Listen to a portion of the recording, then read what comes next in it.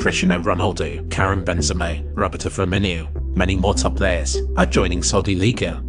Last year, Public Investment Fund of Saudi Arabia took over Newcastle United. Huge contracts of 100 millions are getting offered to football players by Saudi clubs, and they are not stopping. But why all of a sudden Saudi Arabia is investing in football, and how are they taking over it? Let's find out in this video.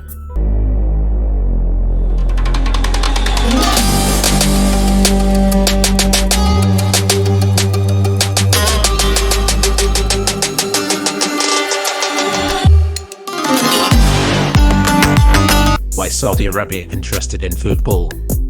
To understand why Saudi Arabia is investing heavily in football, we first have to understand that Saudi Arabia's economy is majorly dependent on the oil.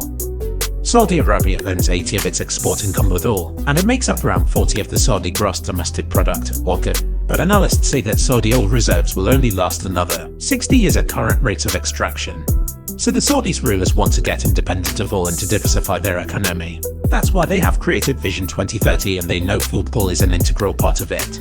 Saudi Arabian Football Federation SAF's General Secretary Ibrahim Al-Qasim told in an interview to Goal last year, Vision 2030 is a strategic blueprint that will place Saudi Arabia in front of the leading countries of the world. In Saudi Arabia, the economy mainly depends on oil, but part of this 2030 transformation is to diversify the economy. The Vision 2030 stands on three main pillars. The first one of them is the quality of life.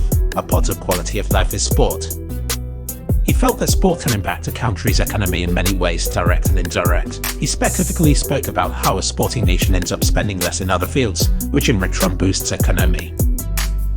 He also said, when we chose the tag, Vision 2030, sports was just sports, but today sports is a bigger part of the economy. If you talk about the total ecosystem in any culture and any country, sports not only directly impacts the economy, but also indirectly impacts other fields.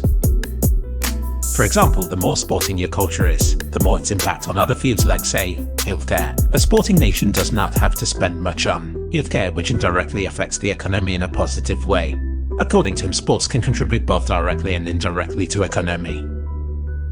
And the matter of fact is that Saudi Arabia is going to bid for hosting rights of the 2027 Asian Cup, 2026 Women's Asian Cup, and 2030 FIFA World Cup. That's why Al-Qasim and his team have a key role to play, as Saudi Arabia backs on football and sports in general to support its Vision 2030.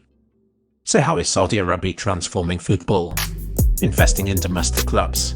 The Public Investment Fund (PIF) has taken majority stakes in four of the country's biggest clubs: Al Nassr, Al Hilal, Al Ittihad, and Al Ahly. This has allowed the PIF to pump billions of dollars into the clubs, which has led to them signing some of the world's biggest stars such as Cristiano Ronaldo, Karim Benzema, and N'Golo Kante. The state-backed investment and no African regulations in the league are blessings for the clubs, which helps them to spend unlimited money in transfer market. Till now they have spent around 185 million euros, and Saudi Pro League is on 6th spot in highest spending leagues around the world. But apart from investing only in their domestic clubs, they are also buying clubs in Europe. Back in 2021, PIF has bought 80 stakes in Premier League club Newcastle United, and it has led to speculation that other clubs could be targeted in the future. Country also want to bid for hosting the major footballing events, as we know already. And not just the clubs, but Saudi Arabian national team, which has performed consistently in the last few years and made headline last November when they beat Messi's Argentina in the World Cup. Saudi Arabia is also looking at football as the way to improve their image in the world. However, the Saudi government's investment in football has been met with mixed reactions. Some people have welcomed the investment, arguing that it will help to improve the quality of football in Saudi Arabia and make the country a more attractive destination for players and fans. Others have criticized the investment as destroying world football.